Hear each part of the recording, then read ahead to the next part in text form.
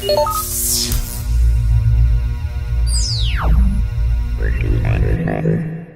welcome to Geeky Faucets. I'm Amy Dale. And I'm Christine Lucas-Savage. And this is episode 35. And today we're going to talk about the phenomenon that is bronies. I love My Little Pony. Yeah, I grew up with Milo. bronies. If you don't know what a brony is, it's a dude who is obsessed, really likes My Little Ponies. Although it can also be females. So there can be girl bronies, but usually it's not a kid. It's a grown-up that is into My Little Pony. So the show, first of all, I did watch some episodes. I had seen a couple episodes before we decided to do this show because my daughters, I should say, my son is not into it. He is not a brony.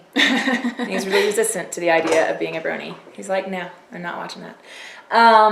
He watches Bear Grylls instead. Very manly man. Well, he's a Boy Scout. That's what he has to do. He's a Boy Scout. So anyway, I watched one that was like a 2-part one, and it was about the elements of harmony, and it just did not work out for me. I was like, I cannot, Anna. And usually Anna, my oldest daughter, and I have like really similar tastes. So we're just like, yeah, I love that too. That's awesome. Isn't that great? I have the opposite problem. I wish my kids would watch My Little Ponies because I love it. Like, I love to watch it. I think the ponies are totally cute, and I don't know. I don't listen too much to the storylines, but from what I've seen, they're adorable, and I've read a couple of My Little Pony comic books, and they're adorable. There's pretty much nothing that I don't like about that was a double negative, wasn't it? Nothing I don't like. I don't know. What does that translate to me? Anyways, I pretty much like everything there is to like about My Little Ponies. When I was a kid, I had loads of My Little Ponies. My favorite one was Applejack. And I remember looking, like, my parents were scouring the entire universe for this My Little Pony. For an Applejack? For an Applejack pony. And one day, my dad came home with an Applejack. I about flipped out, and that's like the only pony I saved. And I'm like, here, kids. I have 3 girls. I'm like, here, girls, you want to play with this My Little Pony? And they're like, okay. And then they ended up giving it away to their friend because it was dirty. Yeah, and the old ones look really different than the new ones too. But I mean, like, I was really into My Little Pony when I was a kid, but it was the toy, not the show. Like, I never watched the cartoon. I watched the cartoon. Never saw it really, but I was busy watching Transformers and. Isn't that funny? Here's something that while watching this this documentary, Bronies, I was thinking about, because I mean, this is a big thing to have a whole documentary about dudes who watch My Little Pony. But what about girls who like Transformers? Why aren't there Transformer sisters? Do you know what I mean? No, like, actually what I said to my daughter was, because I was a little hesitant about the whole thing at first. But I was like, well, I guess the truth is I'm an adult female, and I love the new Ninja Turtles cartoon. Right? Like, love it. Like, and I could Avatar, watch that. I would choose that over, like, a grown-up show. And you had Avatar on the background on your phone for a while there. I do still. I love Avatar as well. But I mean, like, Teenage Mutant Ninja Turtles is specifically sort of little boy geared. And I'm just, like... So I wonder what it is. I wonder if it's just goes against society's norms so much, because when dudes like girl things, that automatically makes them feminine or bad in some way, or there's some kind of something wrong with them. But if a girl likes Transformers or Ninja Turtles, then it's okay, sure. Yeah, you know what I mean. That kind of bothered me a little bit, because I'm like, wait a minute, interesting. Yeah, let's turn the tables. Yeah, it's double standards. So and so when I remember though being a kid, I was really into boy stuff, but it wasn't really okay for because now it's totally acceptable for little girls to be into boy stuff. It's like, oh cool, you like Star Wars, awesome. But when I was a kid, it really, where I lived in the South, it really wasn't. I wasn't even in the South. It's sort of the redneck South. Oklahoma's not really the South, I guess. That's like Georgia and stuff. But anyway, it really wasn't that cool for girls to be into boy stuff. But I did like My Little Ponies, and I had, I got like $2 and something every week for my allowance, and when my parents remembered to pay me, kind of thing. And when I got it, I think if I saved up for 2 weeks or something, or it was almost enough, or something, and if I did an extra job, I would be able to buy a My Little Pony, and it was just like a really big deal. Greatest but day now, am I ever. making this up, or were there sea ponies? Because this is what I There remember. were sea ponies and boy ponies. See, I remembered the sea ponies because I had one that was because my favorite. They came with a suction cup you can stick on the tub, and it was a little holder that you stuck them. They look like little seahorses with curly tails. Yes, they had curly tails like Totally. seahorse. I loved that. Yep, Was when I that had came those. out. It was about the same time as the Woozles. Do you remember the Woozles?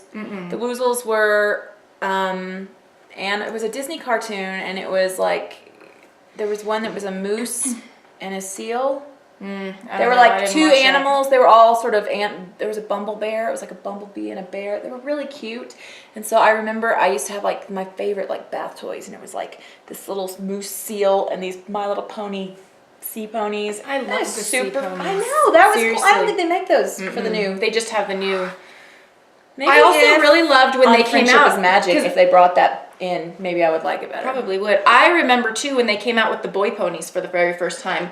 I was desperate for one because they were Clydesdales. They had like the the furry stuff on the bottom. I mean, it was plastic. It was molded plastic, but you can tell they're like kind of Clydesdale looking. And I wanted the cowboy one that came with a hat and a scarf To go with Applejack. right? Yeah. And he had a little like cactus on his butt. I'm pretty sure. And then my mom, the fishbone braid. Yes. My mom did that to his tail, and I never took it out. So Because- I think it's still there to this day, unless my children have destroyed it, which is probably the case. Which whatever. But those are my favorite two ponies. Like I thought the boy ponies were so awesome because Did he have a name, or was he just I don't remember. random generic? No, he wasn't random generic because they had a Ken few pony. different ones. I just liked that one the best. Yeah, because I know in the show now they have a lot of boy ponies. Mm-hmm. Which one of them is Time Turner, which is like a Dr. nod to Hooves. Doctor Who, and the fans call him Dr. Hooves. Which I love that. It's really cute. Anna has a picture of, what do you call this thing? T-shirt. A T-shirt. It has a TARDIS on it, and it has Dr. Hooves, and it has some blonde pony that looks kind of like Rose. Yeah. Anyway, yeah, it's kind of cute. But, so, and in the comic books, which, see, my daughter is really into it. She's full on. And in the comic books, they do a lot of nods to other things. I don't know if you've noticed this, but it's like they'll have Doctor Who stuff in there. They'll have, was it you?